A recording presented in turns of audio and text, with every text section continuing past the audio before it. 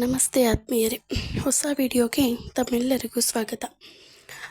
ಚಾನಲ್ನ ಸಬ್ಸ್ಕ್ರೈಬ್ ಮಾಡಿ ಮತ್ತು ಶೇರ್ ಮಾಡೋದನ್ನು ಮರಿಬೇಡಿ. ನಿಮ್ಮ ಶೇರ್ ಮಾಡೋದು ನಮಗೆ ತುಂಬ ಮುಖ್ಯವಾಗುತ್ತೆ. ಬದುಕು ಚಾನಲ್ನಲ್ಲಿ ಈ ರೀತಿಯ ಹೊಸ ವಿಡಿಯೋಗಳು ಬರಬೇಕಂದ್ರೆ ನಿಮ್ಮ ಸಪೋರ್ಟ್ ತುಂಬ ಮುಖ್ಯವಾಗಿರುತ್ತೆ.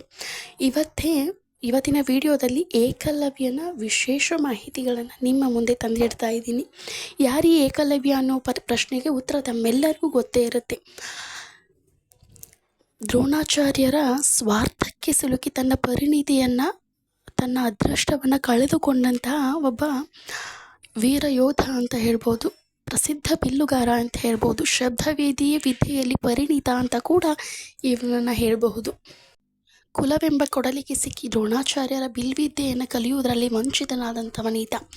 ಈತ ತನ್ನ ಹೆಬ್ಬೆರಳನ್ನು ಗುರುದಕ್ಷಿಣೆಯಾಗಿ ಕೊಟ್ಟ ನಂತರ ಏನಾದ, ಏಕಲವ್ಯ ಎಲ್ಲಿ ಹೋದ, ಅದಾಗಿ ಏಕಲವ್ಯನ ತಂದೆ ತಾಯಿ ಯಾರು, ಈತನ ಹಿನ್ನೆಲೆ ಏನು ಅನ್ನೋದನ್ನು ಈ ವಿಡಿಯೋದ ಮೂಲಕ ನೀವು ತಿಳಿದುಕೊಳ್ಳಲಿದ್ದೀರಿ. ಏಕಲವ್ಯನ ಜನನವನ್ನು ನೋಡೋದಾದರೆ ಈತ ಕೃಷ್ಣನ ಸೋದರ ಸಂಬಂಧಿ ಎಂದು ಹೇಳಲಾಗುತ್ತದೆ.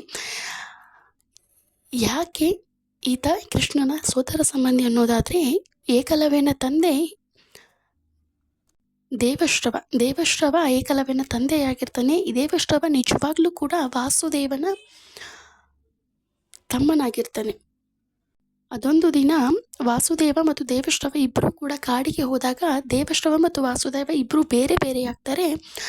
ದೇವಶ್ರವ ಹಿರಣ್ಯಧನು ಅನ್ನುವಂಥ ರಾಜನಿಗೆ ಸಿಕ್ಕಾಗ ಅಂದಿನಿಂದ ದೇವಶ್ರವ ಅನ್ನೋನು ಹಿರಣ್ಯಧನುವಿನ ಮಗನಾಗಿ ಗುರುತಿಸಿಕೊಳ್ತಾನೆ. ಹೀಗಾಗಿ ಕೃಷ್ಣನ ಸೋದರ ಸಂಬಂಧಿಯಾಗಿ ಏಕಲವ್ಯ ಇರ್ತಾನೆ ಅನ್ನುವಂಥದ್ದನ್ನು ಹಿನ್ನೆಲೆಗಳು ಹೇಳ್ತವೆ. ಇತಿಹಾಸಗಳು ಕೂಡ ಇದನ್ನು ಒಪ್ಪಿಕೊಂಡಿದೆ.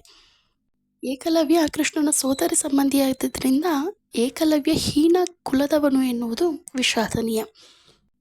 ಸಾಮಾನ್ಯವಾಗಿ ಏಕಲವ್ಯನಿಗೆ ದ್ರೋಣಾಚಾರ್ಯರು ಯಾಕೆ ಬಿಲ್ವಿದ್ಯೆಯನ್ನು ಕಲಿಸಲಿಲ್ಲ ಅನ್ನುವಂಥ ಪ್ರಶ್ನೆ ಹುಟ್ಟಿದ್ರೆ, ಏಕಲವ್ಯ ಹೀನ ಕುಲದವನಾಗಿದ್ದರಿಂದ ದ್ರೋಣಾಚಾರ್ಯ ಅವನಿಗೆ ಬಿಲ್ವಿದ್ಯೆಯನ್ನು ಕಲಿಸೋದಕ್ಕೆ ನಿರಾಕರಿಸ್ತಾನೆ ಅನ್ನುವಂಥ ಮಾತುಗಳನ್ನು ನಾವು ಒಪ್ತೀವಿ. ಆದರೆ ಅದು ತಪ್ಪು.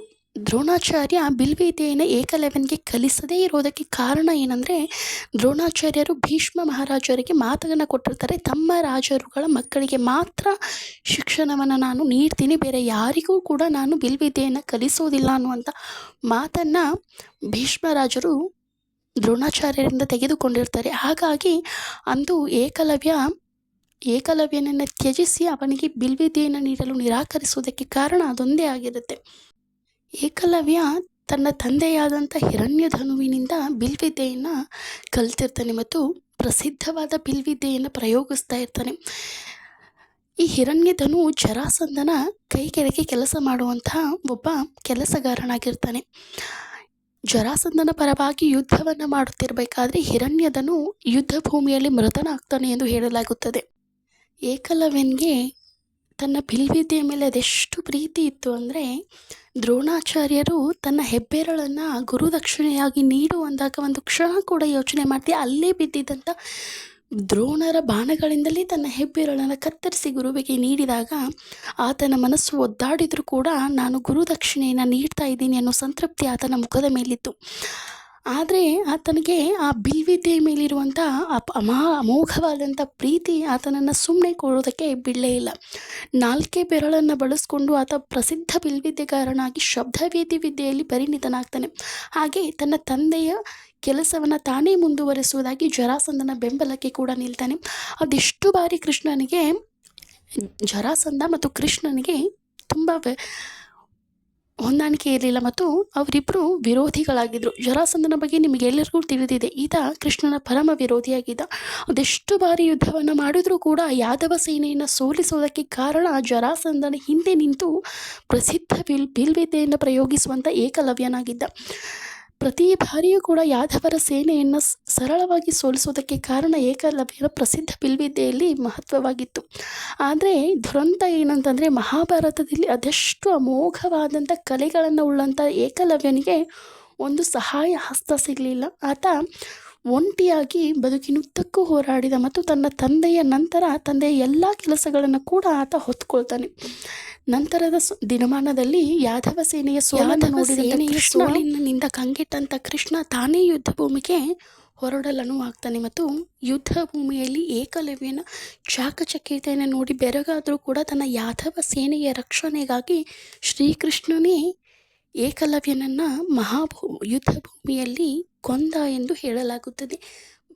ತನ್ನ ಸೇವೆ ಮತ್ತು ಅಮೋಘವಾದ ಕಲೆಗಳಿಂದ ವಂಚಿತನಾದಂತಹ ಏಕಲವ್ಯ ಏಕಾಂಗಿ ಹೋರಾಟದಲ್ಲಿ ಜರಾಸಂಧನ ಪರವಾಗಿ ಯುದ್ಧ ಮಾಡುತ್ತಲೇ ಯುದ್ಧ ಭೂಮಿಯಲ್ಲಿ ವೀರ ಮರಣವನ್ನು ಹೊಂದಿದ ಅಂತ ಇತಿಹಾಸಗಳು ಹೇಳುತ್ತವೆ. ಕೃಷ್ಣನ ವಿರುದ್ಧ ಯುದ್ಧ ಮಾಡುವಾಗ ಕೆಲವೊಂದಷ್ಟು ಪುರಾಣಗಳ ಪ್ರಕಾರ ಏಕಲವ್ಯ ಯುದ್ಧ ಭೂಮಿಯಲ್ಲಿ ಮರಣ ಹೊಂತಾನೆ ಅಂತ ಹೇಳಿದರೆ, ಕೆಲವರು ಯುದ್ಧ ಭೂಮಿಯಿಂದ ನಾಪತ್ತೆಯಾಗ್ತಾನೆ ಅನ್ನುವಂಥ ಮಾಹಿತಿಯನ್ನು ಕೂಡ ನೀಡಲಾಗುತ್ತದೆ. ತದನಂತರದಲ್ಲಿ ಏಕಲವ್ಯನ ಮಗನಾದಂಥ ಕೇತುಮಾನ್ ಏಕಲವ್ಯನ ನಂತರ ಸಿಂಹಾಸನವನ್ನು ಏರಿ ಕೌರವರ ಪರವಾಗಿ ಯುದ್ಧವನ್ನು ಮಾಡ್ತಾನೆ ಎಂದು ಹೇಳಲಾಗುತ್ತದೆ. ಆದರೆ ದುರದೃಷ್ಟವಶಾತ್ ಯುದ್ಧ ಭೂಮಿಯಲ್ಲಿ ಭೀಮನಿಂದ ಕೇತುಮಾನ್ ಕೂಡ ಮರಣ ಹೊಂದುತ್ತಾನೆ ಎಂದು ಮಾಹಿತಿಗಳ ಪ್ರಕಾರ ಹೇಳಲಾಗುತ್ತದೆ. ಅದೇನೇ ಇದ್ದರೂ ಮಹಾಭಾರತದಲ್ಲಿ ಪ್ರಸಿದ್ಧ ಬಿಲ್ವಿದ್ಯೆಗಾರನಾಗಿಯೂ ಕೂಡ ತನ್ನ ಕಲೆಗೆ ಬೆಲೆಯನ್ನು ಕಾಣದೆ ದುರಂತ ನಾಯಕನಾಗಿ ಮಹಾಭಾರತದಲ್ಲಿ ಏಕಲವ್ಯ ನಿಲ್ತಾನೆ ಮತ್ತು ಜನಮಾನಸದಲ್ಲಿ ಉಳಿತಾನೆ ಎಂದು ಹೇಳಲಾಗುತ್ತದೆ. ಇಂಥ ವಿಡಿಯೋಗಳು ಬೇಕಾದರೆ ಶೇರ್ ಮಾಡಿ, ಲೈಕ್ ಮಾಡಿ ಮತ್ತು ಸಪೋರ್ಟ್ ಮಾಡೋದನ್ನು ಮರಿಬೇಡಿ. Thank you.